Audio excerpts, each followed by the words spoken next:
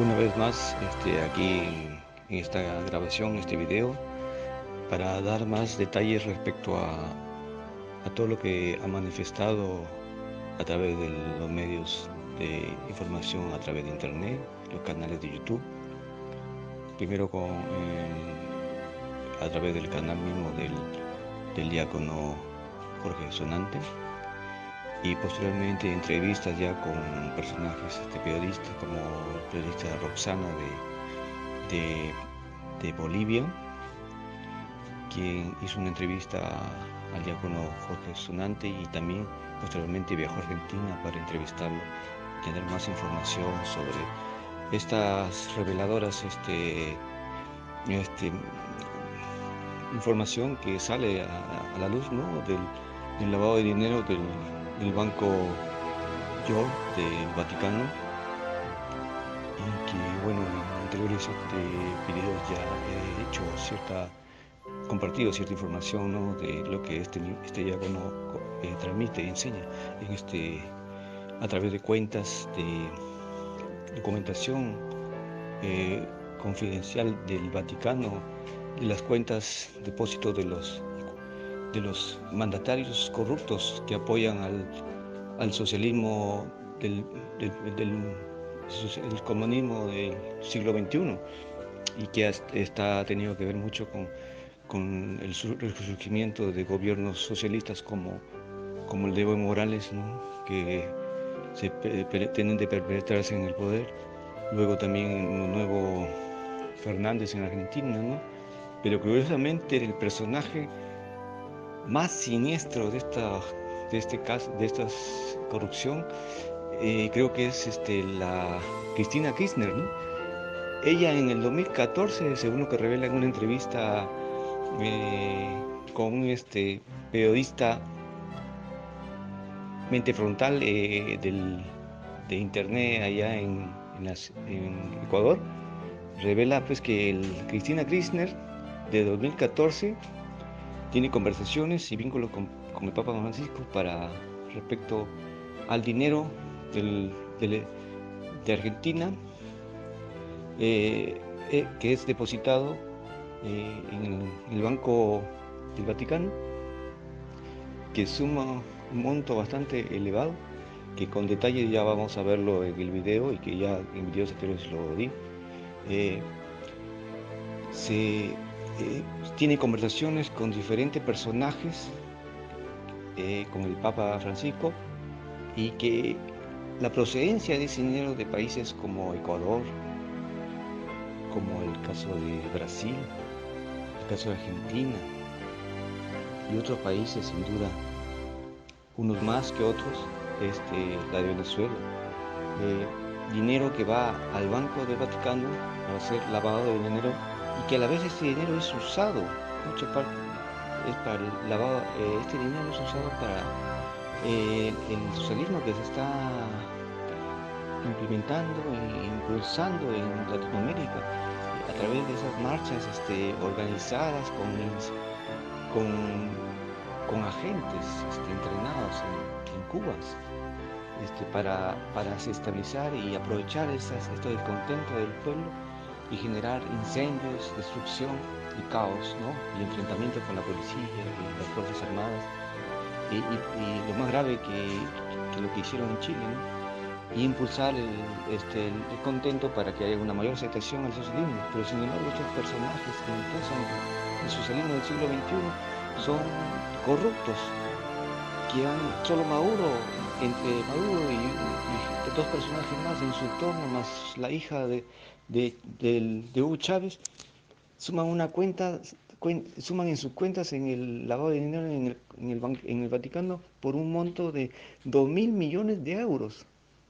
¿Se dan cuenta? Es realmente, por favor, este destape está mucho más de que el dinero, del lavado del dinero. Es hay muchos casos, por ejemplo, del atentado que hubo en Argentina, en la Embajada de Israel, ¿no? Donde este personaje, Jorge Sonante, este, revela información muy confidencial de quiénes realmente serían los actores y los causantes o quienes tienen información respecto a ese atentado que debe interesarle mucho a Israel.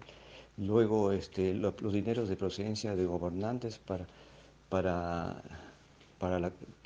dinero que ha sido obtenido de la corrupción de muchos países, de que muchos de esos que han caído en crisis y, crisis financiera, como el caso de Argentina, y que sus mandatarios se han encargado de sacar el dinero y llevarlo al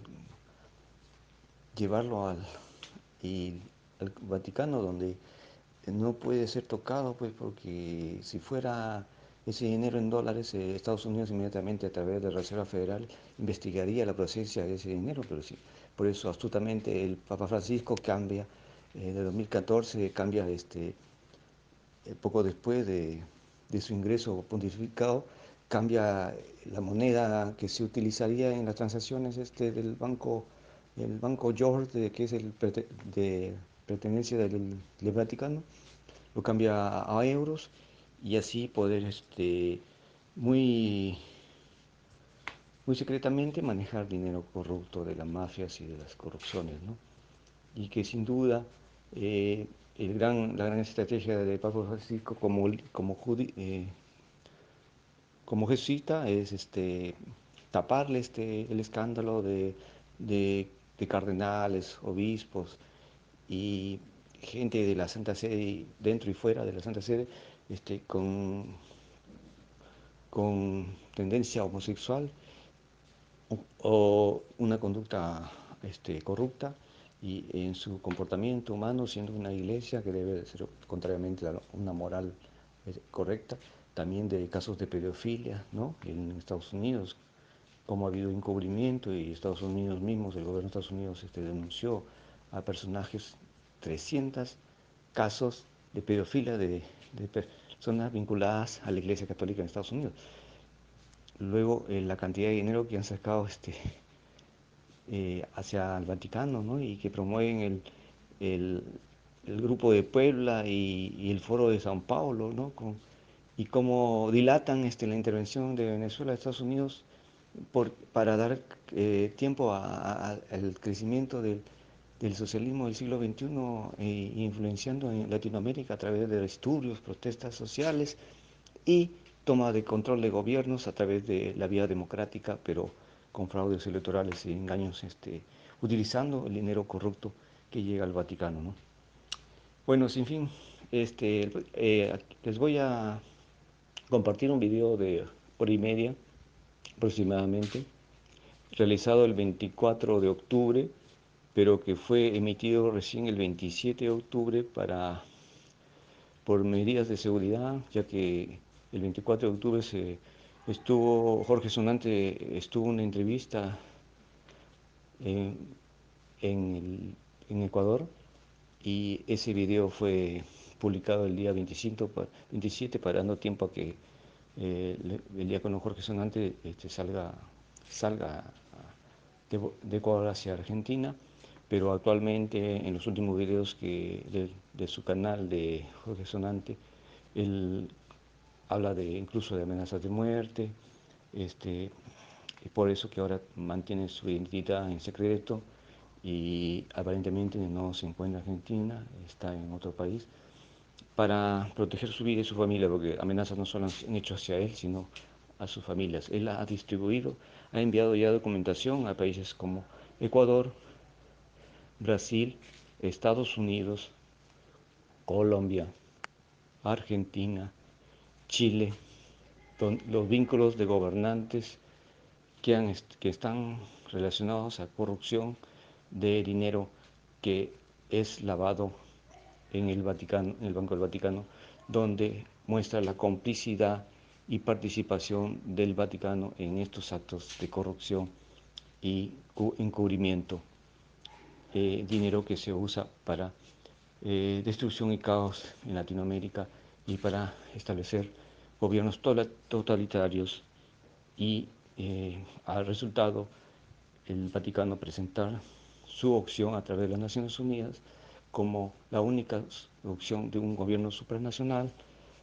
que tome el control del gobierno, una sola religión y una sola moneda en todo el orbe, ¿no? el último bastión para el objetivo final del papado será Estados Unidos, ¿no? A través del gobierno demócrata. Y la única resistencia va a estar encontrando para estos planes en la potencia en Estados Unidos es el, la presidencia de Donald Trump, a quien se le quiere hacer juicio para poder sacarlo y poder llevar adelante los planes que tiene eh, el, los demócratas representados por Hillary Clinton, que tiene también una cuenta millonaria en euros en el Vaticano, y creo que el gobierno de Estados Unidos debería ya empezar una investigación o debe estar ya en una investigación sobre esos vínculos. También hay cuentas de Obama y bueno, y una sinfín de personajes. Me gustaría saber, estoy tratando de tener contactos con este diácono, creo que es algo difícil, pero voy a rastrear esta ruta para poder lograr una comunicación con él y una entrevista, si es posible, para poder ver los vínculos de corrupción o si hay depósitos de cuentas de algunos políticos o funcionarios del Perú o que han gobernado o han participado en el Perú para poder hacerlo público también, porque no se menciona nada del Perú. Y quisiera también mostrar esa información en cuanto lo pueda tener. Bueno, les dejo con este video respecto a muchos casos de dinero, de lavado de dinero en el Vaticano. Eh, ya la prensa, los medios de comunicación masivos difícilmente quieren dar lugar a una entrevista. Las entrevistas están siendo por canales a través de internet, como países de Bolivia y Ecuador. Eh, ha habido un cruzamiento de información también de lo que Bailey a través de su fuente ha conseguido, también del periodista Bailey, ha sido confrontado con esa información de la que presenta el diácono Jorge Sonante, y hay mucha credibilidad en esa información. Solo los involucrados y los medios y la Santa Sede sin duda desestimarán y rechazarán y dirán que es un falso diácono y que esa información no es segura. Pero hay evidencias que esta persona que trabajó en inteligencia y auditoría se las sabe todas y va a salir y avanzar mucho. Y Dios proteja su vida para que podamos todos saber la verdad y podamos tomar la decisión correcta. Este es un informe de MSFI Perú. Estimados amigos, bienvenidos a una nueva entrevista en Frontalmente. En esta ocasión vamos a hacer una entrevista sumamente especial. Por razones de seguridad, estamos grabando esta entrevista hoy, miércoles 24 de octubre del año 2019. Para cuando esta entrevista esté puesta al aire, nuestro invitado ya no estará en el país, habrá salido, porque él se encuentra realizando una serie de denuncias que han puesto en peligro su vida, la vida de su familia, y obviamente nosotros, para poder cumplir con nuestro compromiso y para poder obtener la presencia de este invitado, le hemos garantizado que esto se publicará tan pronto él se ausente del Ecuador. Nos acompaña un hombre que desde hace algún tiempo, y sobre todo en las últimas semanas, ha hecho una serie de importantísimas revelaciones que, según él, pondrían en evidencia cómo el dinero mal habido, cómo el dinero usurpado por los gobernantes del llamado socialismo del siglo XXI, ese dinero ha ido a parar nada menos que en las cuentas del Vaticano. Está con nosotros el diácono Jorge Sonante. Diácono, muchas gracias por su presencia, muchas gracias por acompañarnos. Gracias a vos, Alfonso, y un saludo a todo el pueblo ecuatoriano. Diácono, por favor, explíquenos, para que nuestros lectores y nuestros televidentes sepan, ¿qué es un diácono? Un diácono es un servidor de la iglesia, y hay dos formas de diaconado. Tenemos el diácono transitorio, que es el diácono que va para el sacerdocio, y el diácono permanente, que es como lo que soy yo, que es elegido por obispos o cardenales por el servicio que brindó a la iglesia por el compromiso hacia la iglesia y por tener una familia cristianamente constituida, y a su vez, bueno, el diácono permanente tiene que trabajar de su propio oficio. Esos son los requisitos básicos para que... Es decir, no recibe una remuneración. Yo no de parte recibo de la ninguna Iglesia. remuneración de la Iglesia Católica ni de ningún Estado, por ejemplo el Estado argentino tampoco, que es el que también paga a los sueldos a los sacerdotes y obispos y demás. De lo cual nosotros vivimos con lo que ganamos de nuestra profesión. Yo soy licenciado en teología, soy licenciado en administración de empresas, con especialización en finanzas y en el tema del lavado de dinero, pero a su vez aprendí un oficio que es ser técnico en poligrafía. O sea, poligrafía es el examen de la mentira y la verdad que se hace con un equipo, y a su vez me perfeccioné con un posgrado en Inglaterra de lo que es todo el lenguaje corporal de la persona. De lo cual ese es el trabajo ahora mío en mi propia empresa. Más o menos todo lo que tiene que saber un espía. Más o menos. ¿Cuál es la función que cumple un diácono dentro del andamiaje de la iglesia? Un diácono permanente es el auxiliar de un obispo, un sacerdote, o puede ser un administrador temporal de una parroquia. Cuando no hay sacerdotes o hay capillas y no hay sacerdotes demás, puede ejercer su diaconado permanente.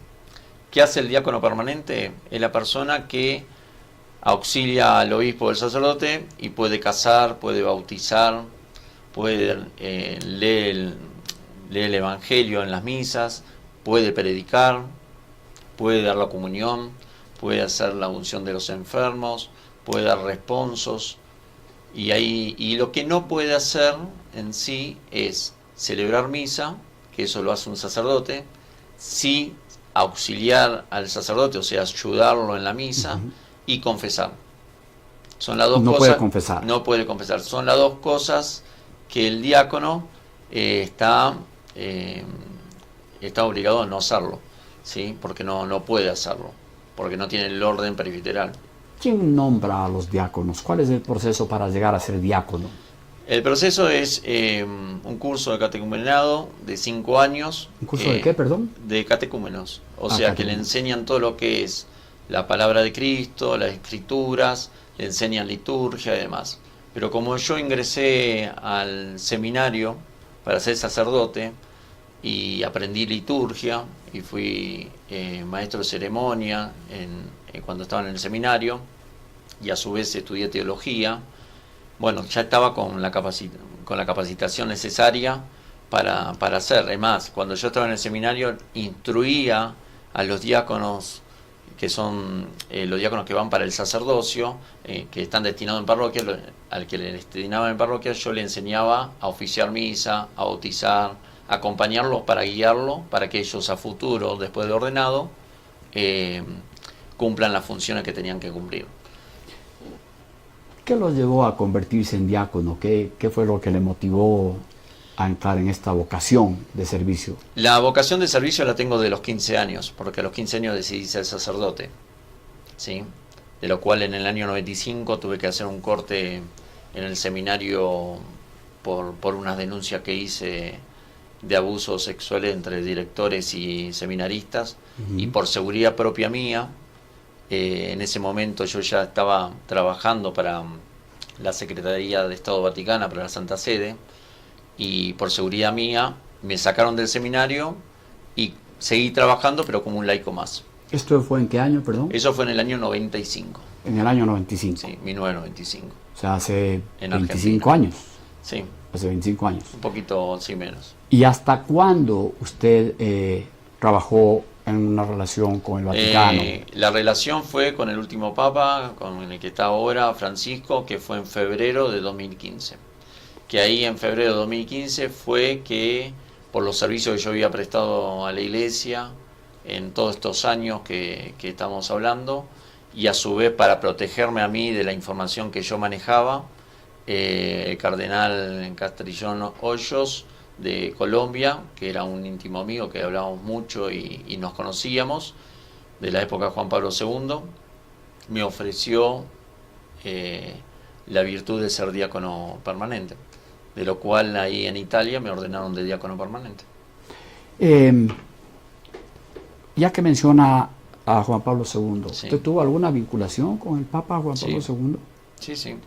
En esa época del año 93 para adelante, siempre trabajaba con órdenes directas de Juan Pablo II, perdón, y a su vez de ciertas personalidades de la curia romana y de los nuncios que estaban en Argentina en esos momentos, como Sí. el nuncio Calabrese. Su lugar de trabajo era en Argentina. Mi lugar de trabajo era Argentina y toda parte del mundo, en una palabra. Me movía según las circunstancias y los trabajos que me determinaban. ¿Qué tipo de trabajos le solicitaban? En el 95 me enviaron a Israel para estudiar la tecnicatura en poligrafía y otras áreas, vamos al caso de inteligencia, ¿En el Mossad? con gente ex Mossad, en Ok. academias que hay en Israel para instrucción. Y después también hice cursos en Estados Unidos y cursos en Centroamérica en diferentes entidades. Siempre orientadas a esta parte de la investigación. Siempre brindada a la investigación, sí. Investigación secreta, digamos, ¿no? Investigación forense, sí, de todo lo que es a razón de... Porque estaba orientado todo a razón de lo que era abuso sexual de sacerdotes a niños que cometían actos de pedofilia. Entonces, lo que me instruyeron a mí era para interrogar a los sacerdotes, analizarlo, presentar un informe y el Papa o el cardenal encargado del área decidía qué iba a hacer con ese sacerdote, si iba a juicio eclesiástico, si lo protegían o lo cambiaban de destino o viceversa. Mi función era presentar informes en esa área. Y después, como tenía la especialidad de administración de empresas, de finanzas y la parte de lavado de activos, hacía cada tanto auditorías en el Banco del Vaticano, En el IOR. en el IOR, tanto en la época de Juan Pablo II, en la época de Benedicto. Benedicto, por ejemplo, trabajé hasta los 4 o 5 últimos meses de antes de su renuncia, y después comencé a trabajar por Francisco, que fui llamado por él, Por Francisco. por Francisco. Usted, mientras vivía en Argentina, Ujú. Vivía como una persona común y corriente. Francisco Bergoglio, Sí. ¿usted tenía un contacto con él? Yo ¿Se habían conocido, me imagino a yo? Jorge, vamos a llamarlo Jorge porque en esa época era un obispo. En el año 92 yo lo conocí siendo seminarista, de lo cual estuve en su ordenación episcopal. Es más, estuve como acólito llevando su mitra. Tengo una foto, justo él arrodillado enfrente del cardenal Quarrachino, que era el padrino mío espiritual en ese momento, y yo a un costado, parado, que con pelo en esa época, ¿sí? Sosteniendo la mitra del nuevo obispo. Y de ahí a él lo nombran obispo de la Vicaría de Flores, que era la vicaría de la parroquia donde... Flores es un barrio. un barrio. Y lo nombran... Una parroquia, diríamos. No, aquí. lo nombran en la Vicaría de Flores y estaba en la... él manejaba toda esa vicaría. Sí, había Vicaría Centro, Vicaría Belgrano. Sí, Ok. Él era de Vicaría Flores. Y estaba en la Basílica de San José de Flores, como centro eclesial. Y después estaban todas las parroquias. Y una de esas parroquias de la Vicaría de Flores, yo pertenecía como seminarista. Y antes estaba en la Acción Católica, en grupos misioneros, Ujú. en todo lo que un adolescente de 15 años toma el camino para poder discernir su vocación. Y bueno, del año 92 lo conozco y siempre teníamos contacto, porque venía a la parroquia o había ceremonias. Y después cuando muere el cardenal Quarrachino, él era el adjunto del arzobispado de Buenos Aires y asume como primado de Argentina. Ujú. Y ahí la relación fue un poco más importante, porque yo ya venía haciendo tareas para la curia romana, para la curia argentina, con el cardenal Quarrachino, y cuando él asume, yo te cumplía las mismas funciones. Pero en ese momento, bajo Año las 98 órdenes para adelante. bajo las órdenes de Casi siempre las de Jorge órdenes Bergoglio. no las tenía directamente de Bergoglio, la tenía de nuncio apostólico.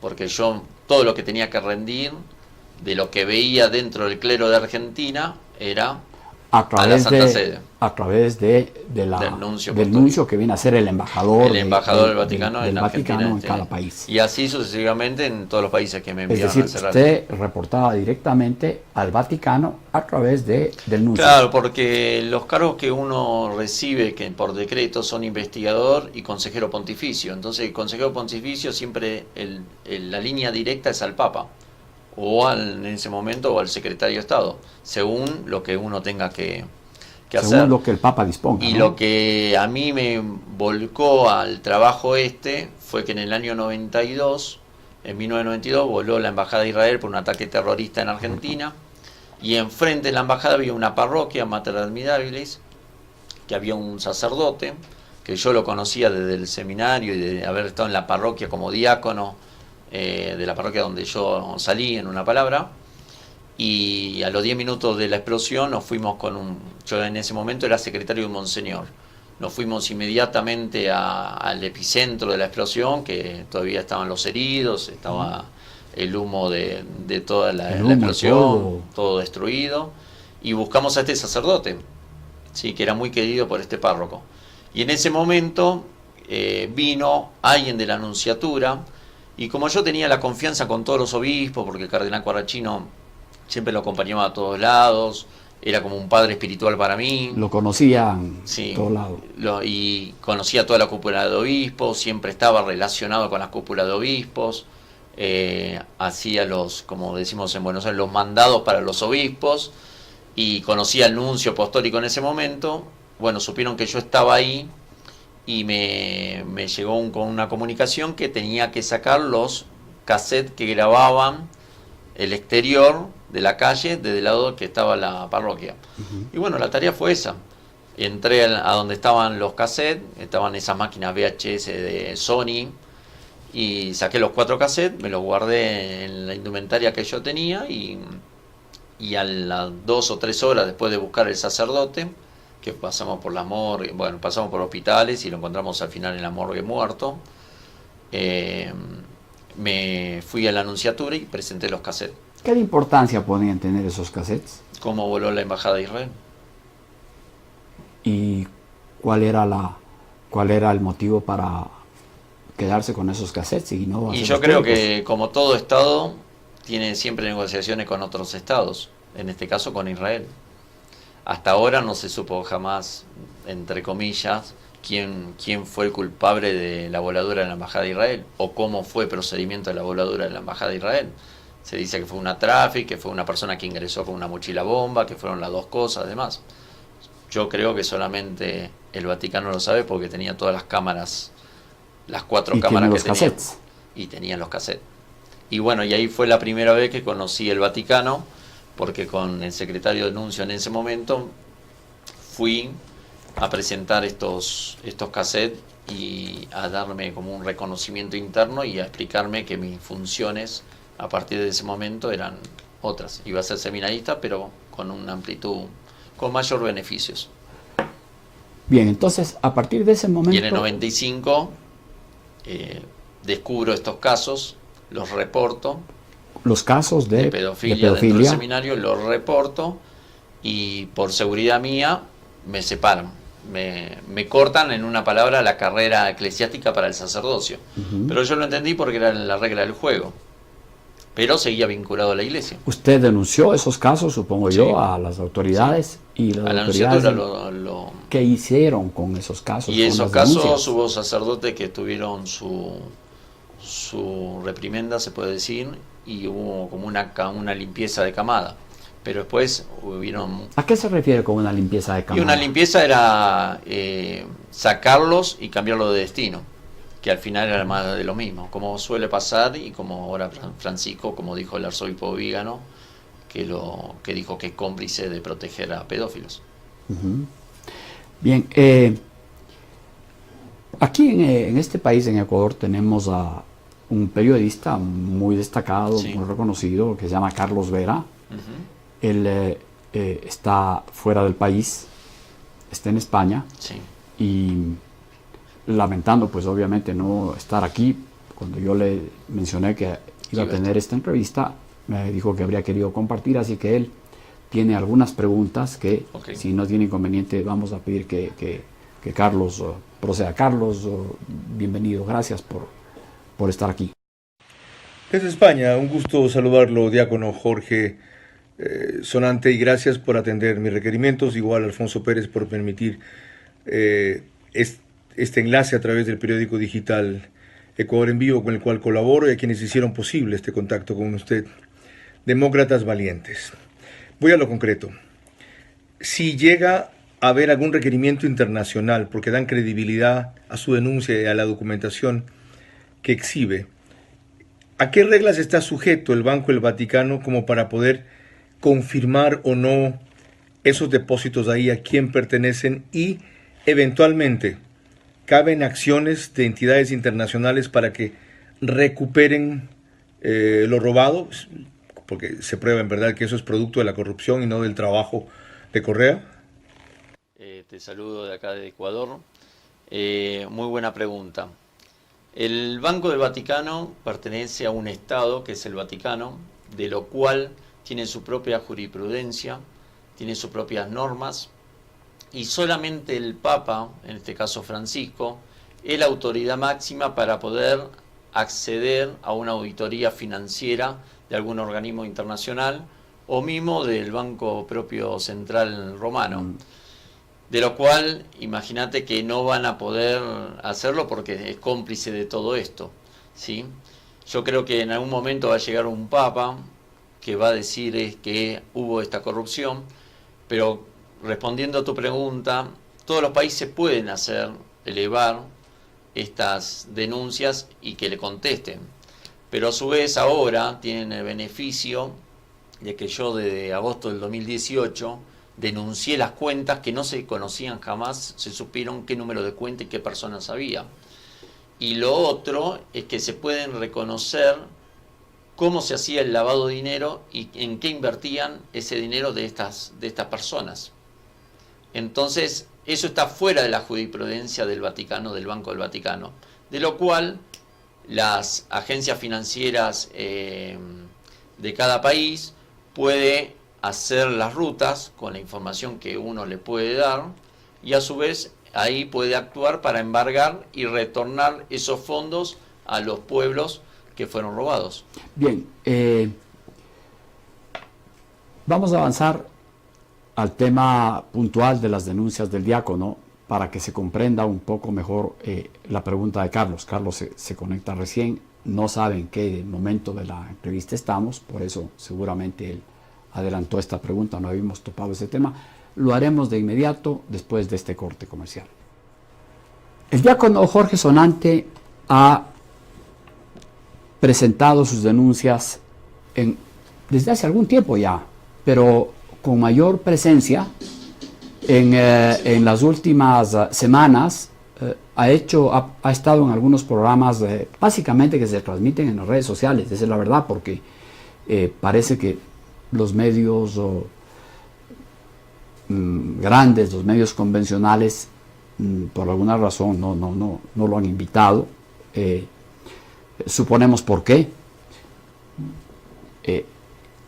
El diácono ha puesto en evidencia o ha presentado documentación que llevaría a pensar o llevaría a confirmar cuál es la ruta del dinero o de una parte del dinero que ha sido saqueado por parte de los presidentes latinoamericanos, sobre todo, que bajo la farsa del denominado socialismo del siglo XXI, que no es sino la consecuencia de la aplicación de las políticas que se dictan en el denominado Foro de Sao Paulo, que si no me equivoco es la continuación de la famosa teología de la liberación. Quizás en esto puede estar equivocado, el diácono sabrá corregirme. Entonces, en sus investigaciones, el diácono ha entregado números de cuenta, documentos con firma, con los cuales se probaría que expresidentes o presidentes en funciones como Ignacio Lula da Silva, como Michelle Bachelet, como el presidente Santos de Colombia, Hugo Chávez, las hijas de Hugo Chávez, Maduro, Diosdado Cabello, Rafael Correa, Evo Morales, Cristina Fernández. Cristina Fernández de Kirchner. Perdón, me olvido, claro. Cristina Fernández de Kirchner han saqueado sus respectivos países en donde ha gobernado y han canalizado una buena parte de ese dinero a través de lo que se llama el IOR, que es el Instituto de Obras Para la religión. para la religión, que viene a ser un banco, ahí hubo una compra, una quiebra del Banco Ambrosiano, el Vaticano se quedó con ese banco, después pasaron los fondos o las cuentas, con las pocas cuentas que quedaron, las pasaron a este instituto llamado IOR, que lo maneja directamente por orden del Papa, ¿verdad? Entonces, lo que ha investigado el diácono es la ruta de ese dinero y cómo llegó ese dinero hasta el Banco del Vaticano y de dónde venía ese dinero.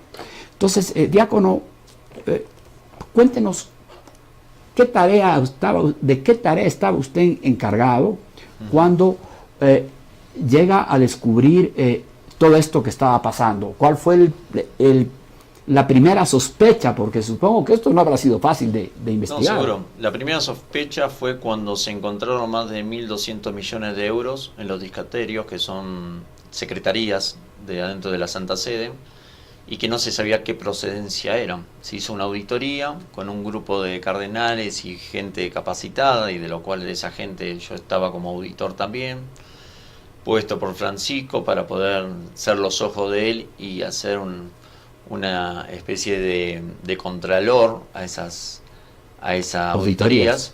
Y el cardenal Pels en ese momento anunció a la prensa que se habían encontrado más de 1.200 millones de euros. ¿En qué año fue esto? Eso fue en el 2014. Ahí empecé yo ya... Es decir, en el 2014 ya hubo un pronunciamiento oficial del Vaticano. No hubo un pronunciamiento oficial, sino un cardenal que salió a la prensa a decir que se había encontrado eso. Okay, que después tuvo correcto. una reprimienda de Francisco por haber hablado y decir eso. Ahora ese cardenal mismo, el cardenal Pérez, está preso en Australia, ¿sí?, por pedofilia. Que era el número 3 en ese momento del Vaticano. Entonces, eso quiere decir que Francisco se molestó, el Papa Francisco se molestó porque el cardenal había hecho público esto. Claro.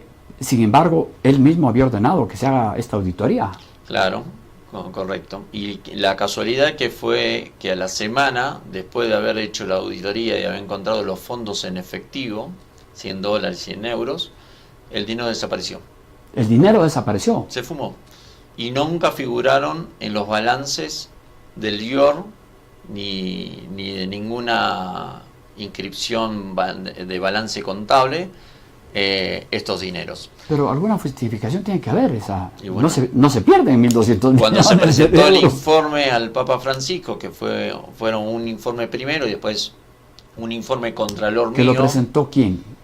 El cardenal Pérez con el grupo de los cardenales, que eran los 8, el grupo de los 8 que estaban para poder limpiar las cuentas del Vaticano, estaban para eso supuestamente, presentaron un informe diciendo esto, y yo presenté después un informe contralor a esa auditoría, lo mismo, diciendo esto, lo cual Francisco hizo oídos sordos y dijo que él se iba a encargar de eso, de lo cual después de ahí no supimos nunca más qué pasaba con ese dinero.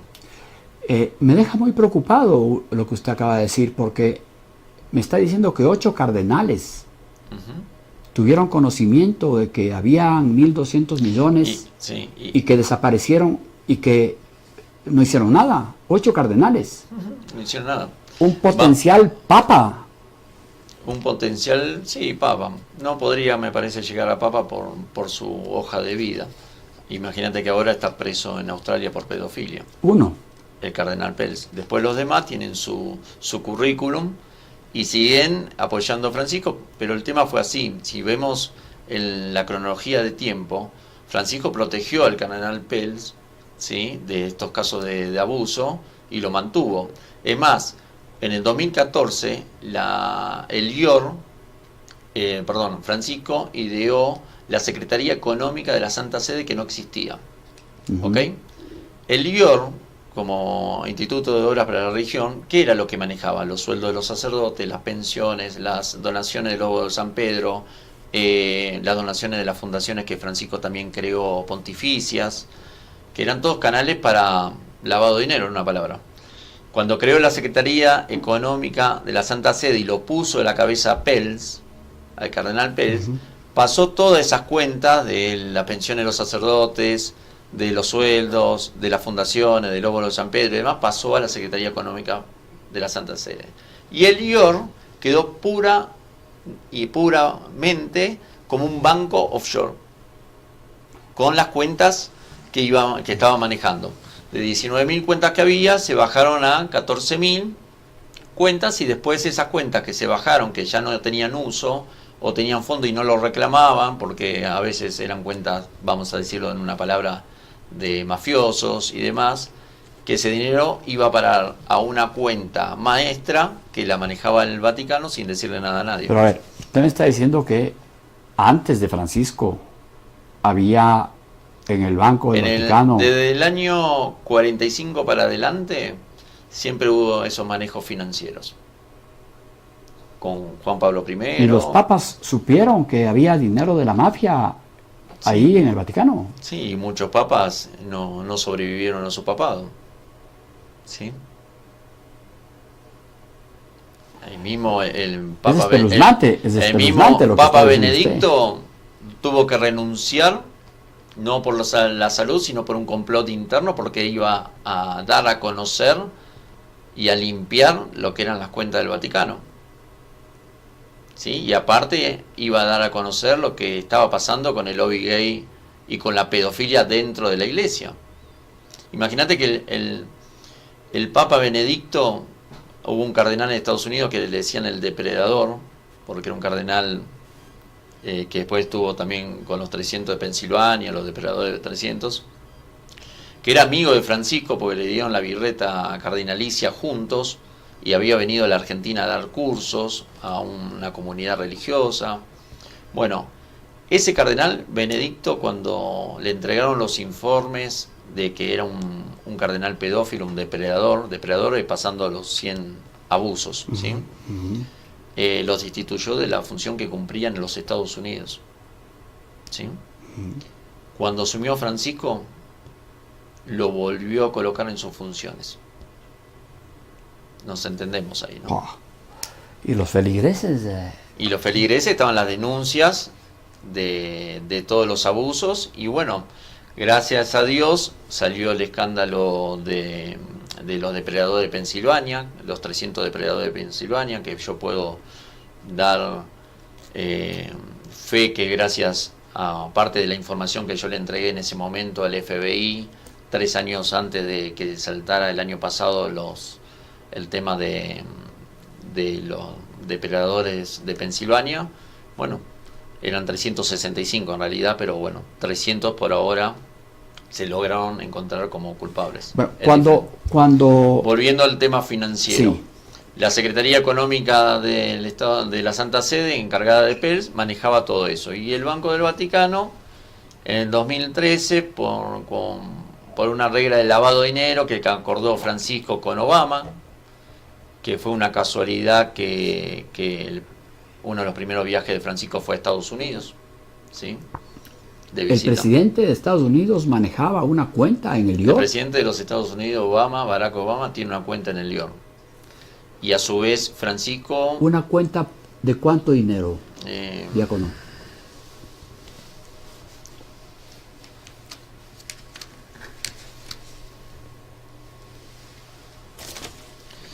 Esto es espeluznante. En el listado.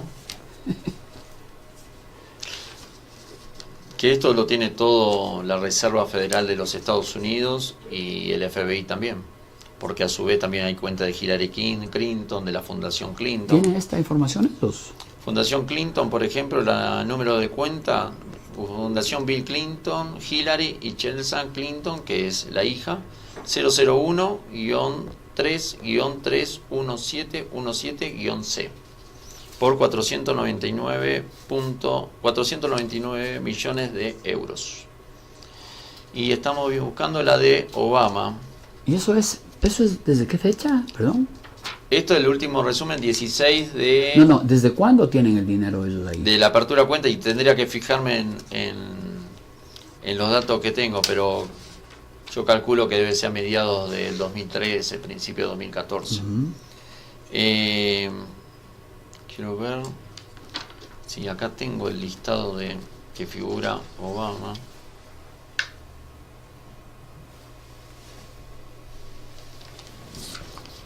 No, acá no lo tengo listado. Pero anda más o menos... Usted nos ha ofrecido enviar en 200, una copia 300 millones de euros. o un documento digital con esta información. Sí. Así que te lo voy a hacer llegar digitalmente para que lo tengas. Perfecto. De los presidentes de Latinoamérica, ¿qué ha encontrado, diácono? ¿Qué ha encontrado en las cuentas? Yo encontré un plan estratégico ligado a la corrupción de Latinoamérica, con el aval de Francisco, como decías también del Foro de San Pablo, y la primera canalización de dinero para probar las rutas de ese dinero, por eso la denuncia que yo hice en Argentina en la ruta del dinero K por Cristina Fernández de Kirchner hacia el Vaticano, acusando al Papa Francisco como un cómplice de resguardar el dinero y proteger a esta persona, ¿sí? Cuando usted hizo esta denuncia, ¿usted no estaba trabajando para el Papa? No, la denuncia que yo hice fue en el 18 de agosto del 2018. Después de que en Argentina salieron la denuncia de un periodista, Diego Cabot, del cuaderno de las coimas, a mí me dio la fortaleza para contar lo que yo sabía. ¿Sí? Tuve años tratando de guardarme todo eso dentro de mí y bueno, investigando sobre esta ruta también. Usted trabajó directamente con con Francisco, siendo ya Papa. Sí. ¿Qué tipo de tareas le encargaba él? Yo era investigador y consejero pontificio. Y la parte de investigación entraba a la parte de lo que era pedofilia, abusos, y la parte de lo que era financiera. Ya, entonces y otros asuntos. Usted en la parte financiera hizo un trabajo y le presentó la información. Yo siempre le presentaba los informes a él. A Francisco. ¿Y qué dijo Francisco cuando se enteró que estaba pasando lo mismo esto? de siempre, que él se encargaba de solucionar las cosas. Yo no podía hacer más. Yo hasta ese punto era mi trabajo. Y la de última decisión la tenía él. Cuando fue avanzando el tiempo en el 2014... ¿No estaba obligado a la obediencia? ¿Yo? Sí. No era clérigo en ese momento. Ah, no era diácono todavía. No, era laico. ¿Usted pasa a ser diácono cuándo? Cuando Francisco tuvimos una discusión y que no me quise alinear a su estructura, en una palabra, por todos estos temas, sobre todo la protección de la pedofilia y por los casos de corrupción. Bueno, me pidió que me retirara, en una palabra me echó, y yo, como no estoy en esa línea, me retiré. Y en febrero, eso fue febrero de 2015, por eso el cardenal Hoyos de Colombia, que me conocía, por haber brindado tantos años de servicio dentro de la iglesia fielmente, bueno, me dio la bendición de ser diácono permanente, aparte para protegerme a mí, para proteger la información que yo en todos los años que trabajé en la Santa Sede resguardé, porque yo tengo información de todo tipo de índole, desde un legajo de un sacerdote hasta información de Estado o información financiera. ¿Usted es hacker también? No, pero tuve la suerte de poder tener acceso a toda esta información. Acceso autorizado. Autorizado, sí. Por el trabajo que usted desempeñaba ahí. Entonces, hasta el momento de ahora, tengo siempre actualizada la información porque tengo mis contactos internos. ¿Y el cardenal Hoyos, cuando le da esta...? No, el cardenal Hoyos se entera lo que me había pasado. Hablé con él en su departamento ahí en el Vaticano. Él entendía muy bien el trabajo que uno hacía porque él, en la época de Juan Pablo II, era mano derecha y como había sido un obispo castrense, ¿sí? De la parte militar y demás, y conocía esto y había tenido una incursión también en la parte de inteligencia, se puede decir, de ayudar en diferentes etapas de Colombia o en otros sucesos que la iglesia siempre lo recomendaban a él.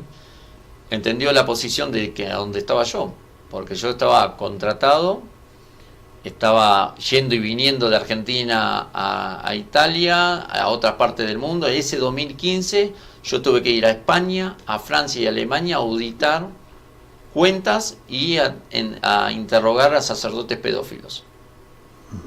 Juntar, hacer los informes y presentarlo. Terminé mi viaje en Roma presentando los informes a Francisco, tanto de las auditorías financieras como las auditorías que ya había hecho de Lyon y los informes de los pedófilos. Pasó esto, que yo veía que no se actuaba. Yo veía que los obispos, por ejemplo, obispos pedófilos, sacerdotes, los cambiaban de lugar y no pasaba nada. Por ejemplo, en España con los marianistas, o el próbolo, que ahora saltó hace muy poco también del Instituto Próbolo, de los abusos de los chicos sordomudos, de los sacerdotes que abusaban en Italia y los trasladaban a Argentina. Entonces, al ver todo eso y al ver que no pasaba nada, que no hacían nada, y al ver también unos cofres en el 2014, que el cardenal Hoyos me lo mostró en el Lior, unos cofres azules metalizados, metálicos, con... ¿A qué se refiere con cofres? Cofres, unos baúles azules a una altura así y grandes así, con el logo de la Cruz Roja Internacional, lleno de dinero en dólares, euros, que venía en procedencia, en este caso, de Cristina Fernández de Kirchner, de Panamá, de una fundación de Lázaro Báez, que era un testaferro de ella. Diácono, me ha dejado... Y a su vez hay que tener otro punto de referencia. En el 2014 Francisco, después de haber ingresado tantos dineros de la corrupción en euros y en dólares, sacó una normativa interna que no podían ingresar dólares. ¿Por qué? Porque los dólares eran rastreables con la Reserva Federal. De lo cual... Por la numeración. Claro, y empezó a recibir euros, que era mucho más fácil el traslado porque pesaban menos, era un billete mucho más fino y ocupaba ciertamente menos lugar, aunque sea un billete grande, pero eran más chatos los fajos de dinero. De lo cual comenzaron a recibir euros.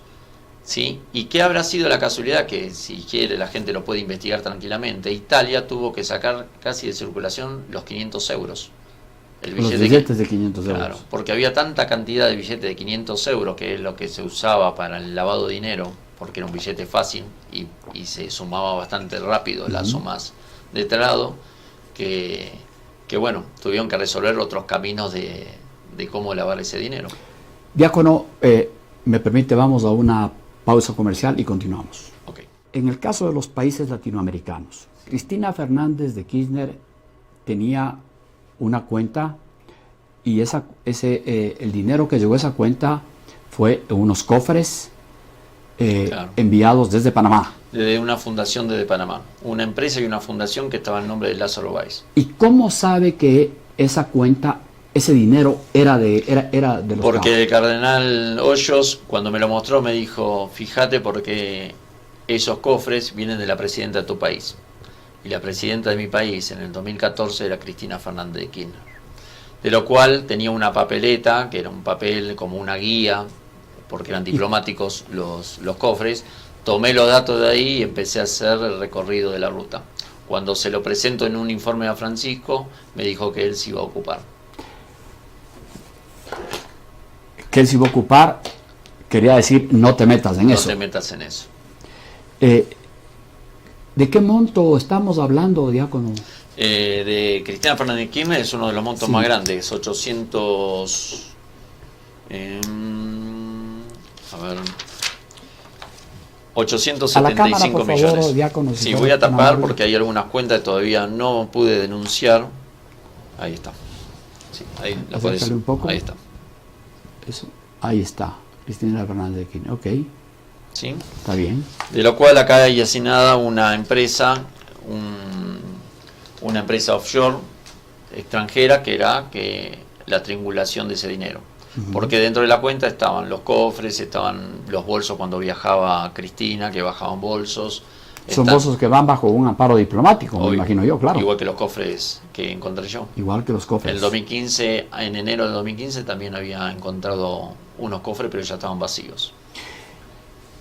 800 millones de euros. Más o menos como Maduro. Y como la hija de Más Chávez. o menos como Maduro. Sí. Andan en esa línea. Y de Chávez, ¿qué nos puede decir de Chávez? Porque Chávez estuvo mucho más Chávez tiempo. no. Chávez no tiene cuenta, pero sí tiene cuenta María Gabriela Chávez, Es la hija. que es la hija. Bueno, y anda bueno, alrededor de los, esa es la que vive de los en Estados 700, Unidos. 800 millones. Eso solamente lo que tiene en el Banco del Vaticano. En el Lior, sí. En el Lior. Después, lo más importante de esto, que a mí es lo que me gusta y llegar al hueso de la investigación, es que se abre un abanico en cuentas en todas partes del mundo. Claro, porque si ya tienen en el Vaticano Y lo esa muy- cantidad, pues seguramente van a tener Y este mucho dinero más no de es otros que lados. también está en físico dentro del Vaticano. Debe haber una parte en físico, otra parte en inversiones de inmuebles, otra parte en inversiones en acciones. ¿Cómo son esas inversiones? Si por favor nos... Las ¿Cuál inversiones- es el mecanismo para...? El mecanismo es que la iglesia... Nosotros en este país Sí. estamos y muy interesados en recuperar un valor que le ha sido robado al pueblo Sí. ecuatoriano, que según la ONU asciende a 70.000 millones de dólares, que es 2 años de presupuesto general del Estado. Correcto. Es decir, aquí nosotros tenemos un enorme crecimiento de la pobreza, Ujú. Es lo que pasa en todos los países la que pobreza, tuvieron estas personas. porque a decir de las Naciones Unidas, se han robado ese dinero durante los 10 años de Rafael Correa. Ujú. Y bueno, lo mismo pasó en los 12 años de Cristina Fernández de Kirchner. Entonces, ¿cómo es esto de las El inmobiliarias? Vaticano, de los la estructura es inmobiliarios? así. Hay un encargado de negocios del Vaticano que se encarga de hacer negocios con personalidades, con empresas y demás, y ofrece el sigilo, el secreto bancario del Lior, como un banco offshore, y le ofrece hacer inversiones. Las inversiones pueden ser variadas, pueden ser inmuebles, ¿sí? Por ejemplo, el Vaticano cobra de alquileres de inmuebles que tienen en Roma solamente 70 millones de euros anuales. ¿Ok? Esas son inversiones que se hacen, compran departamentos, compran casas, libre de impuestos. Porque ¿Compra a nombre de quién? ¿A nombre del Vaticano? a nombre de sociedades que son del Vaticano, a nombre de testaferros que son Vaticano o de congregaciones. Pero el dinero no es del Vaticano realmente. No, el pero dinero es nadie le pregunta es de, es de a dónde terceros. viene el dinero. Son de la gente esta que aporta el dinero para lavado de dinero. A los años, ese dinero ya está oficializado. ¿Cómo? ¿Pasan la propiedad de algún testaferro? Sí. ¿O esto pasan la propiedad? Sí, o el mismo Vaticano, por los intereses que utiliza en las inversiones, le devuelve el cash y se queda con la propiedad. Le devuelve el cash y se queda con la propiedad. ¿Qué nos- Ahora, para resumir Sí. esto, hubo un allanamiento en la Secretaría de Estado del Vaticano el 1 de octubre, que se encontraron 650 millones de dólares, de euros, ¿sí? Y que se utilizaban para la compra de inmuebles en Inglaterra, en Londres y en otras partes de Inglaterra, y a su vez para operaciones políticas. Ujú. Yo tenía aquí algunas cosas que había investigado antes de esta entrevista. Ujú. Y una de ellas es que la policía y la fiscalía confiscó documentos del Vaticano. Sí, ordenadores y documentos. La y Gendarmería Vaticana. computadores por la denuncia de lavado de dinero. Ujú. ¿Esta denuncia quién la hizo? Eso, la denuncia la hizo el Lior mismo, ¿sí? ¿En qué El fecha? Banco, ¿En el qué Banco año? del Vaticano. En este transcurso de principio de año hasta ahora, que fue Ahora, el 1 de en octubre. 2019. Claro, esto fue el 1 de octubre que se hizo el allanamiento para secuestrar documentación y ordenadores e información. Y esto lo hizo la Fiscalía del Vaticano. Esto lo hizo la Fiscalía Vaticano con la autoridad policial, que sería la Gendarmería Vaticana, para hacer el allanamiento. Y qué casualidad que esto no se sabe si fue, porque vino directamente del Lior, para lavar o borrar evidencia, y qué casualidad que renunció el comandante de la Guardia Vaticana, de la Gendarmería Vaticana, ¿sí? Que le pidieron la renuncia en una palabra, pero en realidad lo echaron porque investigó y supo que había corrupción. Pero no podemos afirmar que sea efectivamente un intento por esconder las pruebas. Puede ser Ojalá que no sea eso. Puede ser una verdadera investigación. Hasta ahora no se sabe nada. Se publicó el informe, el primer informe, que lo publicó un diario italiano, y a mí también me llegó ese informe, y por ahora no se dice nada. Esto quiere decir... Lo que pasa es que todas estas cosas siempre quedan en el olvido, porque la prensa, como vos decís, que a mí no me dan un lugar, me han llamado de muchos canales y me han bajado de muchas entrevistas. ¿A qué te refieres con me han bajado? ¿Te invitan y luego te dicen que ya no? Muestran la ruta del dinero acá en un programa de Eduardo Feynman en Argentina, mostró la ruta del dinero acá, estaba en el piso para salir y me sacaron para que no... Después me llamó al día siguiente para ir, me iba a pasar a buscar un remis para ir al canal y por... Un remis para quienes... un taxi. Una especie de taxi que uno contrata. Claro, entonces me llamaron justo que estaba en el hall para salir, que por directriz de la producción y demás, no tenían un espacio para eso. Así, un montón. Y hoy mismo me enteré que a la periodista de Bolivia que me hizo a mí una entrevista, la periodista Roxana. Sí, están tratando de... llamaron del Vaticano a la producción y todo lo más para que no hable más de este tema que yo estoy denunciando. ¿Sí? Y al periodista Jaime Bailey, que lo nombró estas cuentas, que no fue por mí, sino fue por una fuente de él, o sea que se compararon las fuentes, la mía y la mía directa y la fuente que tenía él, también lo han llamado de la producción, a la producción desde el Vaticano para que no hable de este tema. O sea que quieren callar. ¿Y por qué quieren callar? Porque este diácono... Bueno, algo tiene que esconder. Porque este diácono viene denunciando del año pasado todas estas verdades. Los dineros que se encontraron en la Secretaría de Estado Vaticano, los 650 millones de euros, que se hicieron inversiones en Londres, ¿sí? Que son dinero que no se reconoce como esos 1.200 que encontramos, más se usó esos dinero para operaciones políticas que estamos viendo actualmente. Hay unas operaciones en diferentes países, como Chile, que lo están prendiendo fuego, Ecuador, Barcelona, Colombia, y espero que en Argentina no, pero hay un rumor que en Argentina... En La Paz están con serios problemas. Entonces, ahí comprendemos, y si vemos la línea de tiempo, cómo se financian los políticos socialistas del siglo XXI, para volver o para mantenerse en el gobierno, con la protección de Francisco, ¿sí? Y, bueno, salí yo a denunciarlo, por eso estoy amenazado de muerte, me han querido envenenar, me llegó una granada a mi casa, muchas amenazas de muerte que están todas judicializadas y se pueden ver, y a su vez las denuncias que voy haciendo en cada país. Por eso acá en Ecuador, como vos dijiste, el expresidente Rafael Correa, que está prófugo, que está en Bélgica y demás, bueno, yo me vine a Ecuador a presentar documentación que al gobierno actual de Lenín Moreno le va a servir para poder que el pueblo ecuatoriano recupere, no sé si todo, pero parte de esos dineros.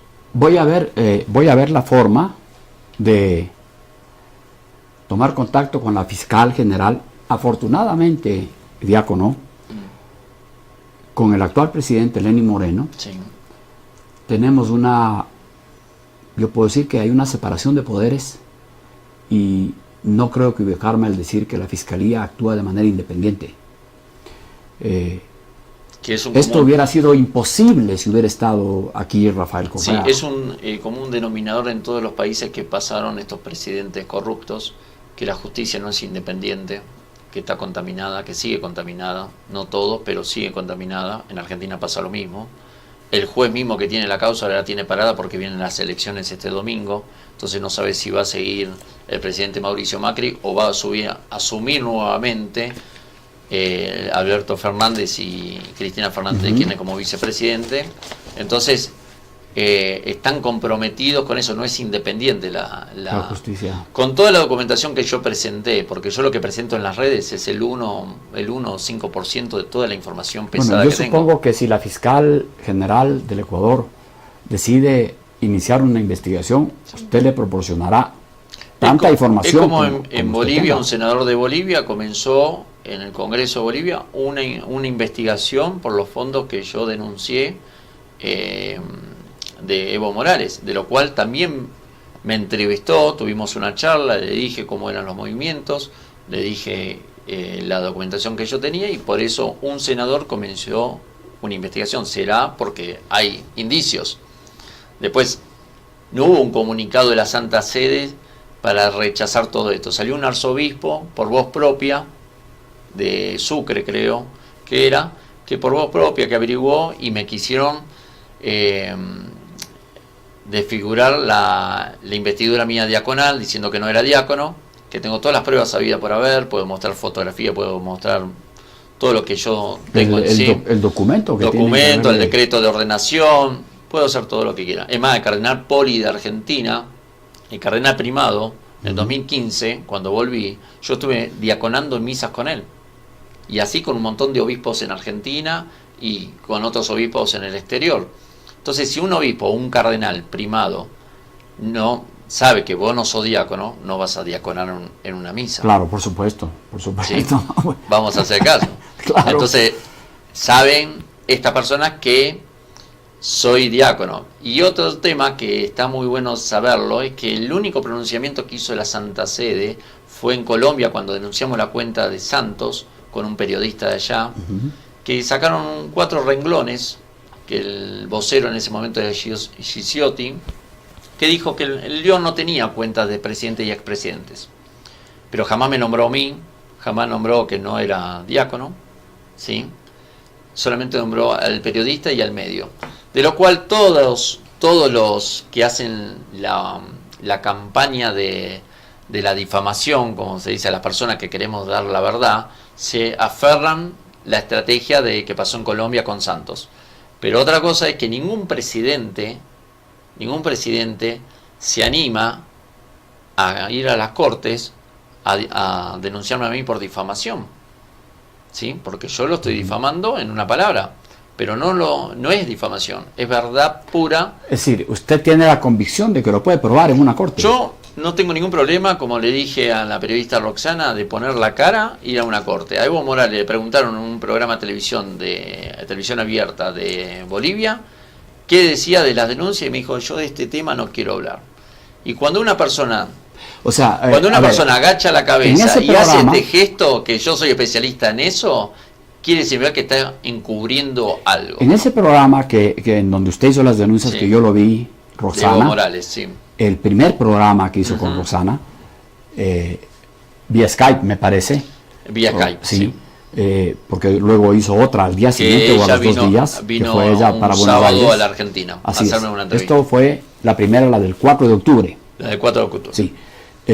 Ahí usted mencionó el modus operandi de lavado de dinero, sí, de Evo Morales. Está implicado el presidente, el vicepresidente y la amante de a raíz de esa entrevista es que vino la pregunta en la televisión a Evo Morales. A razón de esa entrevista, sí. O sea, muy pocos días antes de las elecciones. De las elecciones. Y vos ves el gesto, lo que conocemos el lenguaje corporal de una persona, sí, que cuando miente, la vergüenza es bajar la cabeza, ¿sí? Claro. Y el movimiento de decir así, de decir no quiero hablar de ese tema, es porque está encubriendo la verdad que tiene esas cuentas. ¿Nos puede enseñar los datos, por favor, diácono, de esas cuentas? Y no sé si tal vez de Evo Morales no la tengo ahora acá, pero lo pueden buscar en las redes porque por el programa está, pero podemos ver la de Rafael Correa. Por favor. Que yo lo taché, bueno, le puse unos papeles acá porque hay otras cuentas que tengo que empezar a ver, cierre más de esa cámara, por favor. Bueno, Rafael Correa tiene la cuenta 001-3-45761 por 193 millones de euros, y una de las referencias de transferencia de ese dinero es Pasca Limitada. Pero, ¿cómo usted sabe que Pasca Limitada es Rafael Correa? Porque después de haber encontrado todos estos datos, yo me tomé el hobby de empezar a investigar hasta el hueso de cómo era la ruta de ese dinero. Por eso encontró? lo que yo te digo de las informaciones, que es solamente el 1% de lo que publiqué, la demás, es todo directamente, desde estado bancario, de movimientos bancarios y demás, Diácono, de financiamiento. ¿cuándo fue aperturada esa cuenta? Esta fue abierta, que se abrió en Panamá, con la Nunciatura de Panamá. Espérame, porque tengo un reporte de todas las empresas argentinas que tienen movimientos con el IOR.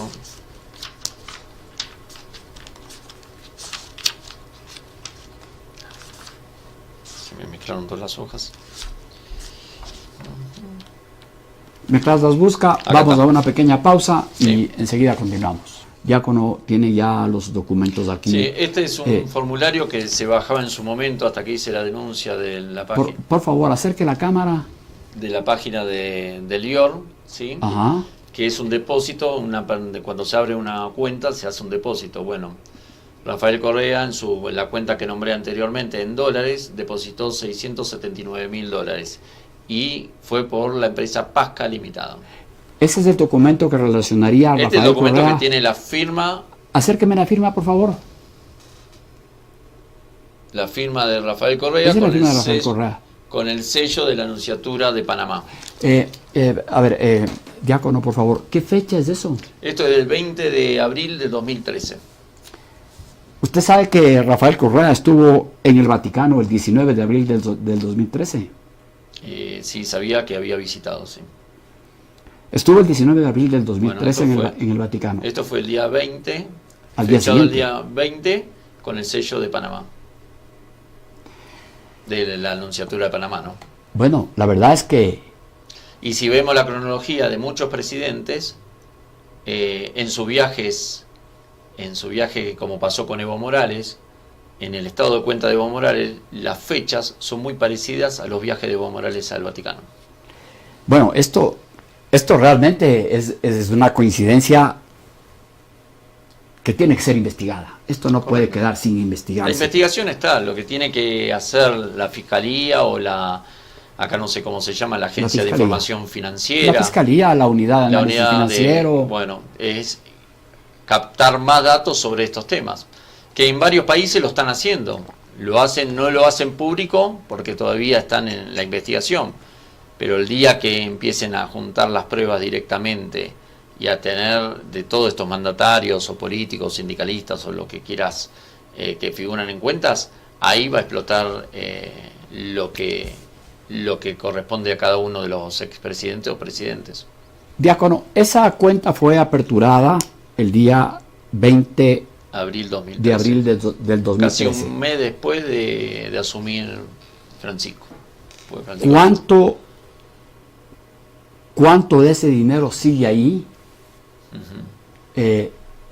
¿A cuándo es este corte? El corte yo lo tengo de esta hoja, lo tengo del 16 de enero del 2019 y era el monto que yo te dije, 293 millones de euros. Es decir, es lo único que ha depositado ahí.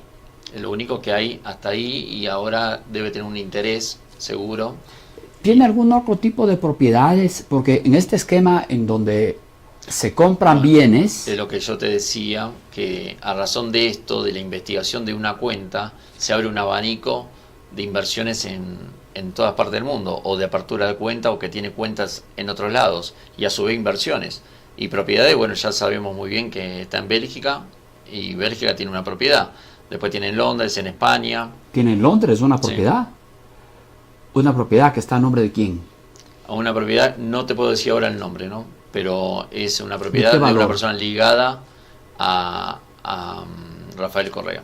Ligada políticamente, ligada familiarmente. No, ligada políticamente. Ligada políticamente. Sí. Una en Londres, Una en España, una en España. y una en Bélgica, y una creo en Italia. Y Y una esa en es la que Italia. estoy investigando ahora también. Ok. ¿Estaríamos hablando de cuánto, Diácono? En cuanto en sentido de ¿En monetario. cuánto dinero? Y una propiedad en Londres estamos hablando que puede valer entre 9 millones de libras esterlinas o 15 millones. O para arriba. O para arriba. En España también podemos hablar de 1 millón, 2 millones de euros. O un poco más. Igual que en Italia. Lo que bueno que es que esto se puede dar la información de las direcciones de esos domicilios. ¿Sí? O sea, se puede rastrear esto, supongo sí. que la en mayoría países... del rastreo ya está, porque lo estoy haciendo yo hace un rato, de cada uno de estos presidentes. ¿Sí? Es decir, la fiscal tiene en una bandeja de plata... Dándole seguimiento a la denuncia suya, que acompañará con los documentos, si es que la fiscal lo solicita, se le abre la puerta para Con mi investigar. tema es una cosa muy particular, porque yo cuando me presenté en Argentina, por ejemplo en la Fiscalía, soy testigo directo de esto y denunciante directo de esto. En cada país yo soy testigo directo de esto porque lo vi, lo palpé y tengo la información que jamás se había filtrado en el Banco del Vaticano, ¿sí? Salvo algunos números de cuenta de mafiosos o demás, pero... Carlos Vera, perdón, Diego, ¿tenemos a Carlos Vera por ahí? Y el tema es que, bueno, yo soy testigo directo de este complot, estrategia geopolítica de los socialistas del siglo XXI con el apoyo del Foro de San Pablo, con el apoyo y el encubrimiento del Papa Francisco y otros miembros como George Soros, Hillary Clinton, Bill Clinton, Obama y otros personajes que ya sabemos que son los que apoyan a todos estos mafiosos. Y a su vez candidatos españoles y demás. Candidatos de Podemos, supongo yo, candidatos de izquierda. Sí. Bueno, tenemos a Carlos y todos Vera. Uno con otro se protegen. Se protegen, claro, obviamente. Imagínate que Francisco hizo oídos sordos a todo lo que pasa en las atrocidades en Venezuela. Así es. Y tiene el nuncio, que era nuncio, Pietro Parolin, que era nuncio de Venezuela, secretario de Estado Vaticano. Y no conocía lo que pasaba con Chávez y Maduro. Si la propia nunciatura de cada país tiene su servicio de inteligencia vaticano. Por supuesto. Entonces, bueno, es todo una... A ver, lo que a mí me cansa es la hipocresía de miembros de la Iglesia que usan la Iglesia para estos negociados. Y eso fue una de las cosas que a mí me animó a denunciar para defender la Iglesia Católica y sus pilares, que uno de esos pilares es la verdad. Si a mí me enseñan los 10 mandamientos y uno es no mentir, que los obispos, los cardenales, el mismo Papa, y no robar, amar al prójimo, bueno, entonces no obedecen a eso. Y después Francisco se desvió totalmente de lo que quería hacer él, porque él entró con una visión de un Papa no renovador, limpiar el Dior, sacar a los pedófilos, limpiar de los homosexuales dentro de la Iglesia, la temática que quería hacer Benedicto, pero después se transformó en un socialista que protege a otro socialista. ¿Por qué? Porque había una deuda muy grande en el Vaticano y la tenía que saldar, y él había prometido en el cónclave que era uno de que lo podía salvar. ¿Por qué? Porque estaba relacionado con toda esta gente, con todo este poder, ¿sí? Y que la deuda de 700 millones de euros terminó en 2014 ya liberada. Pero cuando Cristina Fernández, cuando Cristina fue el conejito de India para hacer toda esta ruta de dinero. Cuando que el Papa todos los demás Francisco es nombrado Papa, sí, tenía un disgusto muy fuerte con... Sí, fue atacado durante un mes. Esta misma persona, siendo laico, lo enviaron a un canal de televisión durante 3 horas de programa para defender la postura de Francisco, porque como lo conocía y la Iglesia me había mandado a defender la postura, porque era una persona que estaba específico para esas tareas. Entonces, bueno, después se hicieron amigos. Después del primer viaje se encontraron esos 1.200 millones de euros en las secretarías de la Santa Sede. Se encontraron los baúles, los cofres estos de la Cruz Roja Internacional procedente de Panamá por una cuenta de ella. Y yo creo que ahí se cocinó todo. Entre Francisco y la reunión que tuvo privada con ella, que casi siempre da una reunión de 30 minutos, 45 minutos, con ella tuvo 1 hora y media, 2 horas, más un almuerzo. Y ahí creo que en la mesa se cocinó todo. Y ahí empezó lo que ahora estamos conociendo, la decadencia de los países por el socialismo del siglo XXI. Vamos a darle paso a Carlos para Dale. terminar con esta entrevista luego de las preguntas de él. Adelante, por favor. Bien, prosigamos, diácono Jorge Solante.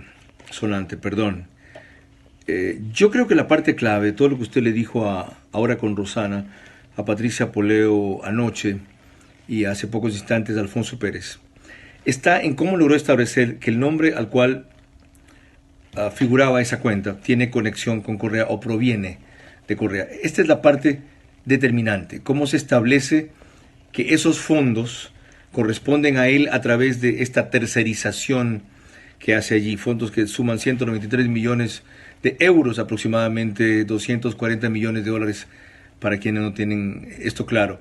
Y quisiera repetir, si es posible, el dato de en cuántos depósitos se hizo, en qué periodo de tiempo eso correspondió, y si han habido a su vez retiros, que es otra cuestión que llama la atención. Hay cierta información que no la puedo dar porque es a nivel judicial y hubo movimientos de dinero, de depósitos, y todo aquel especialista de lavado de dinero, de activos, en una palabra, puede encontrar las rutas. Las rutas que yo investigué son rutas ya concretas de diferentes bancos, de diferentes compañías, diferentes empresas offshore, bancos en paraísos fiscales y a su vez efectivo, ¿sí? Que los movimientos del Banco del Vaticano se utiliza mucho en las nunciaturas y salen con valijas diplomáticas. Para recaudar dinero de pronto y claro, mandarlo directamente al Vaticano donde nadie puede controlar. Claro, o el pase de dinero. Rafael Correa puede dejar un dinero en la nunciatura y pasa a alguien más para financiarse en algo, ¿sí? No llega al Lior. Ingresa al Lior como un dinero, pero como hay un arreglo capaz interno, que eso es tarea de investigación, ¿sí? Bien, Carlos. ¿Conoce usted que los correístas han descalificado sus revelaciones? No sé al tanto si Correa le respondió. Hay un par de páginas que se refieren a fake news, noticias falsas, que la identifican a la suya como la falsa. Recapitulemos un ratito eso, para que la gente entienda qué elementos de juicio de los que usted ha mostrado sirve para ratificar que en verdad ese monto de 193 millones de dólares depositado en el Vaticano corresponde a una cuenta vinculada con Correa o de Correa. ¿Ya? ¿En qué tiene la gente común que reparar para decir, sí, este tipo dice la verdad, no es un aventurero, un pagado, un mercenario o algo simplemente en busca de notoriedad? Primero que todo, cuando uno trata de descubrir las verdades del Vaticano, siempre van a estar los difamadores, operadores políticos, operadores mismos del Vaticano, que tratan de mingunear la información o la persona que la difunde, de lo cual están estas fake news que hablan en una palabra pavada porque viralizan información que diseñan ellos a razón de la información que yo subo, que hacen sus diseños gráficos en todos los papeles que yo subo, que tratan de desacreditar la información que uno hace. Después, ¿cómo se acredita esto? Acá en Ecuador se pudo saber que la firma que está en el formulario por un perito de calígrafo, grafólogo, es la firma de Rafael Correa. Así es. Entonces ahí es una de las puntas. Nos referimos, diácono, a la firma que mostré hace un ratito. Claro, que mostré hace un ratito, que es la firma de Rafael Correa, que es esta que está acá. Sí. A ver, vamos a ponerla nuevamente. Ese es el documento con el cual se abre la cuenta en el... A ver. La apertura de la cuenta. Un poco, ahí el foco, por favor. Bancaria. Que es una copia del formulario que introdujo esa cuenta. Y esa cuenta se abre a través de la vicaría en Panamá. En Panamá. Un día después del viaje Un día después del viaje. Que esto no lo tiene que hacer directamente Correa. Correa firma el formulario y va un secretario, un testaferro, lo que sea, lo presenta, lleva el portafolio. Pero, mire, con los dineros y listo. Afortunadamente, la trazabilidad de los viajes es muy fácil. Sí. Las Carlos, unidades financieras de cada país que tienen especialistas en lavado de activos, como esta persona, puede trazar cualquier tipo de cuenta, y más en la era electrónica de ahora. Porque aunque no quieran tener movimientos electrónicos y demás, en algún traslado de dinero, de algún movimiento de dinero y demás, aparece. Lo que pasa es que los euros no son tan... es más complicado los euros de rastrear que los dólares. Los dólares de la Reserva Federal tienen esta información, ha cruzado cuentas y ha tenido cruzamiento con cuentas que yo he dado y bueno, ha funcionado. Tenemos otra pregunta de Carlos, diácono, por favor. Como se imaginará, diácono Jorge Senante, se me vienen muchas más preguntas a la cabeza, pero Alfonso Pérez ya evacuó algunas. Y yo quiero precisar sobre aspectos no tocados. ¿Qué delito ha cometido usted al revelar estos temas del Vaticano, esa documentación, al hacerla visible públicamente, aunque ya no sea empleado, aunque usted tenga razón, aunque el banco se haya prestado y se preste para encubrir casos de corrupción? ¿Cómo va a defenderse frente a esas acusaciones? Jurídicamente, políticamente, ya estoy viendo, económicamente. ¿Y ha desarrollado el Banco del Vaticano alguna acción concreta contra usted? Porque si no lo ha hecho, es porque siente que no lo afecta, que no está diciendo la verdad y que nadie puede probar, por último, ese tema. Bueno, contestando la pregunta, primero que todo yo sigo siendo diácono permanente de la Iglesia Católica, no tengo dispensa eclesiástica, o sea, sigo siendo y no me llegó ninguna excomunión ni dispensa eclesiástica. Segundo, ¿cómo afronto alguna acción de la Iglesia? Ellos trabajan por manuales que tienen ya instrucciones, ¿sí? Que viene la difamación, las amenazas, y uno si continúa, bueno, amenazan que van a hacer acciones judiciales. De lo cual las acciones judiciales, primero que todo, si quieren hacer una acción judicial, va a ser como en la época del 2003, de la época de Benedicto XVI, con los Vatican Links, acusar a los periodistas de la filtración de documentación y demás, después dejarlos liberados. En el caso mío, yo tendría que estar con una jurisprudencia canónica, eclesiástica, porque tengo una jerarquía dentro de la Iglesia. Después no me acuerdo de las otras preguntas que me hizo. Y bueno, ¿y cómo voy a afrontar eso? Lo afrontaré con fe y con documentación. Y hasta ahora la Iglesia jamás se pronunció, la Iglesia tampoco, no la Iglesia, sino la Santa Sede, jamás se pronunció. La Santa Sede niega todo esto, como niega toda verdad, sí, como toda existencia también de algunas cosas. Y a su vez uno está preparado y los conoce directamente cómo actúa. Y ellos saben muy bien quién soy yo y qué tipo de información tengo. Como dijo en un momento un arzobispo que llegó, que me llegó a decir, con toda la información tuya podés provocar un cisma dentro de la Iglesia o dentro de la curia romana. Y es lo que está pasando ahora. El Vaticano está con una turbulencia. No son los aires de Maduro, la brisa de Maduro, sino es una brisa que en la Iglesia se está tratando de defender estos pilares que hablé anteriormente. Y bueno, yo seguiré adelante. Las pruebas están. Si necesitan hacer un juicio, me presentaré ante el fiscal, ante el juez y presentaré las pruebas. Y ellos saben qué tipo de pruebas yo tengo. Así que me imagino que por ahora van a actuar como vienen actuando y si quieren vamos a un juicio. Primero judicial, porque están incluidas cuentas de corruptos. Y después si quieren hacerme un juicio eclesiástico, me quieren excomulgar y me quieren dar la dispensa eclesiástica para que no sea más diácono, yo di la verdad para la gente, para que la gente abra los ojos de lo que pasa en cada país, de lo que robaron en cada país, y para poder recuperar ese dinero puntual de esta corrupción del socialismo del siglo XXI con la protección de Francisco, ¿sí? Y el encubrimiento de Francisco. Bien, para terminar,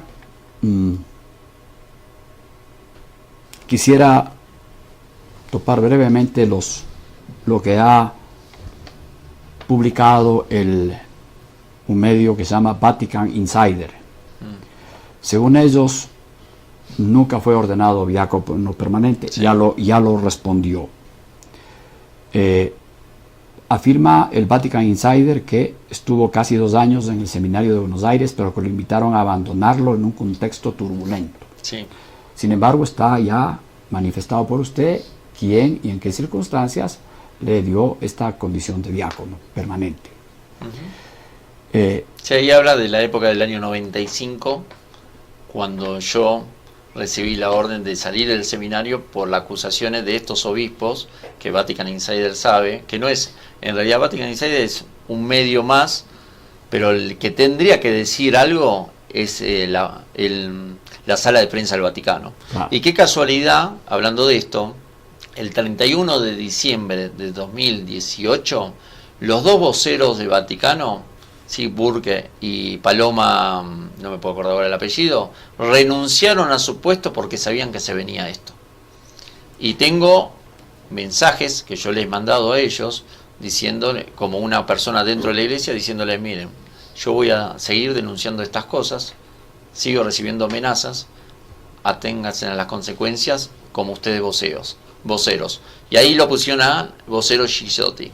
Y qué casualidad que en enero, cuando yo denuncié a Santos, sacaron ese breve comunicado de 4 palabras que jamás dijeron nada, ni me nombraron a mí, ni nombraron en mi jerarquía, ni nada. Trataron de desviarse de la denuncia. Bueno, dice que yo tengo que...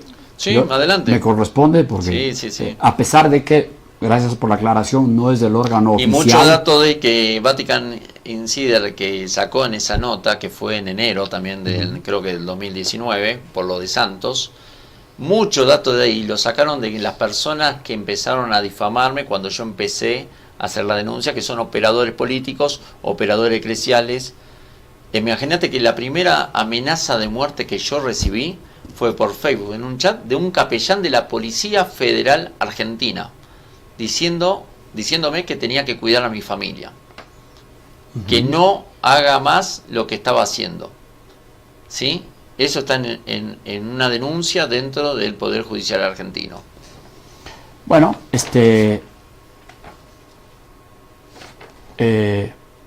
dice que tenía menos de 18 años cuando él indica que el nuncio apostólico Calabresi le habría comisionado una misión secreta sobre el ataque a la embajada en Israel. Correcto. Me parece que está contestado. Está contestado. Y si Israel necesita la copia de los videos de la voladura de la embajada, le puedo acceder a una copia. A mí me parece, diácono, que sí, mi obligación era contrastar con lo que dice la otra parte. Correcto, es que es así. No veo absolutamente nada, ninguna respuesta en este medio. He buscado en todas las fuentes posibles, he hecho un resumen, no he encontrado ningún argumento que refute lo de fondo. Correcto. Aquí no dice en ninguna parte encuentro siempre algo tratan que de diga, desviarse de la información y ensuciar a la tratando persona. de descalificarlo como persona. Me parece que lo correcto sería decir, no es verdad lo que afirma el diácono, el chofer, pero no importa quién haga la denuncia. Lo que hay que averiguar es si la denuncia Mirá cómo es habrá cierta o no. sido esto, que un prelado del Vaticano la llamó a Roxana, por lo que me dijo ella, ¿sí? Cuando yo hice la primera denuncia, que fue la de Skype, la de la llamada telefónica, y después vino ella a la Argentina, y parece ser que un prelado es un puesto alto, jerárquico dentro de la iglesia, puede ser un arzobispo, un cardenal, demás, no me quiso dar el nombre porque le pidió que no reserva. Y le dijo que todo lo que yo estaba diciendo era verdad, y que yo era diácono permanente. ¿Sí? Entonces, si vamos juntando las cosas, como Católica, la página Católica News también me escribió y me puso como diácono permanente, nunca me minguneó o trató de descalificarme, ¿sí? Y así muchas páginas católicas. Y si vamos al caso, en YouTube, en el canal de YouTube mío, cuando yo hago un video denunciando algo y demás, los seguidores que tengo, cuando hice la denuncia de la ruta del dinero K hacia el Vaticano, 3,5 millones de personas vieron el video, la denuncia del Twitter. Que el Twitter me lo desaparecieron, me lo hackearon para borrar pruebas y todo lo demás. Y así todas las cuentas de la red Twitter, que ahora yo tengo una nueva que seguro me la van a hackear cuando la diga, es @observadorpapal. Sí, que sigo. Y si no, me van a encontrar en Instagram como Diácono Jorge Sonante o en YouTube como Observatore, porque yo tengo una organización a partir de todas estas denuncias. Tengo una organización que ayudamos a las víctimas de abuso y denuncio la corrupción de la iglesia, de los miembros de la iglesia que son corruptos. Diácono, tenemos que terminar porque usted va a viajar, pero yo no quiero que se vaya sin que me responda algo que para mí es importantísimo. Y creo que para la mayoría de las personas que pues de alguna manera practicamos el catolicismo. ¿Sí? ¿Qué tanto de los cardenales, de los obispos, de los arzobispos está podrido? A ver, lo que usted nos ha contado. Mira, actualmente la cúpula de la curia romana, Francisco se rodeó con obispos, arzobispos, sacerdotes, cardenales pro-gay, ¿sí? Con ideología LGTB, ¿sí? Y a su vez, hace muy poco, creo que hace unos meses atrás, salió un libro, Sodoma, que habla de toda la pudrición gay que hay dentro del Vaticano, dentro y fuera del Vaticano. ¿Ese libro lo escribió quién? Lo escribió un antropólogo que no es católico, pero empezó a encontrar informaciones. No importa que sea. Digamos. Pero es una persona que estudió la psicología del comportamiento eclesial dentro del Vaticano en la homosexualidad. Y qué casualidad que puso un nombre de una persona que a mí fue investigada para el puesto de secretario privado de Francisco, que fue el que me contactó a mí por nombre de Francisco para poder yo empezar a trabajar con Francisco, y después yo le presenté un informe negativo, que era un homosexual. Le habían encontrado a los carabinieri de Italia su computadora con pornografía infantil. Por ejemplo, que es el Monseñor Fabián Pedaccio, que es el secretario privado de Francisco, un hijo, es argentino y un hijo espiritual de él, ¿sí? Protegido. Y justo en ese libro también lo nombran. Como nombran a tantos cardenales, arzobispos, demás. El padre jesuita que es Martín, un sacerdote jesuita, que es un sacerdote que defiende al homosexual, y él dice que es pro-gay, o sea que, y está comprobado que es gay, ¿sí? Entonces, cuando Francisco asumió, se rodeó toda esta gente. Entonces, ¿cuál es la estrategia de un jesuita como Francisco? Yo te cuido a vos, vos me cuidas a mí. Yo te protejo a vos, ¿entendés? En Argentina hay un obispo que se llama Monseñor Sancheta. Monseñor Sancheta tiene un proceso judicial por abuso de seminaristas y otras personas. Es más, yo tengo la investigación hecha de Sancheta con fotos del celular desnudo que le enviaba a los seminaristas, ¿sí? Cuando acá estuvo a punto de que lo metan preso en Argentina, ¿qué hizo Francisco? Se lo llevó al Vaticano. Ahora es asesor de la Administración del Patrimonio de la Santa Sede, APSA, y lo tiene protegido. No puede ni venir a la Argentina porque termina en un juicio. Y así Francisco protegió a McCartney en Estados Unidos, protegió al padre Grassi, por ejemplo, en un caso de la Fundación Felices los Niños en Argentina, y así un montón de sacerdotes, como sacerdotes alemanes pedófilos que hizo quemar los expedientes de cada uno de esos sacerdotes, de las investigaciones, que la Fiscalía de Alemania, si ven este momento, le digo que yo tengo copia de todos esos informes, ¿sí? Para que juzguen a esas personas. Y yo soy una persona que agarro un sobre, envío la documentación a donde corresponde, y ellos se tienen que encargar de juzgar a estas personas, como la Fiscalía de Australia juzgó al cardenal Pels por abuso sexual. Entonces, la Iglesia tiene que defenderse internamente. Hay cardenales que están en contra de Francisco y le piden la renuncia por esto. El arzobispo Vígano, que era el nuncio apostólico de Estados Unidos, o sea, el embajador, lo acusó al Papa Francisco de corrupto y de proteger a los pedófilos de Estados Unidos, que estaba McCartney, por ejemplo, el cardenal, que después hizo un sínodo sobre el abuso sexual y lo bajó al estado laical. Pero ¿qué pasa? Vive en un convento al lado de un colegio de niños.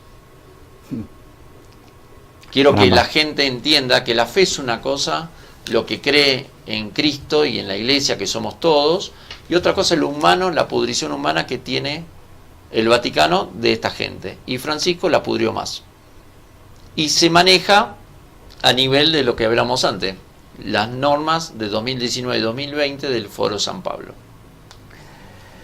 Bien, yo la verdad es que no voy a sacar ninguna conclusión. Creo que todos tenemos los elementos necesarios para sacar nuestras propias conclusiones. La verdad es que me quedo sumamente consternado. No me imaginé que las cosas estaban en este punto. Y bueno, esperemos a que la justicia se interese en investigar todas estas denuncias. El diácono está a las órdenes, como él ha dicho, para entregar toda la información a que se investigue. Y ayudarlos en la investigación. Y además a ayudar en la investigación para que se pueda evidenciar. Ningún país puede juzgar a los clérigos, a los sacerdotes, a los obispos, a los cardenales en el Vaticano por cosas que han hecho en el Vaticano, y tampoco que han hecho fuera, pues si están en el Vaticano. Pero sí pueden hacer las investigaciones necesarias para que, de ser esto cierto, sea la conciencia de los propios creyentes los que remuevan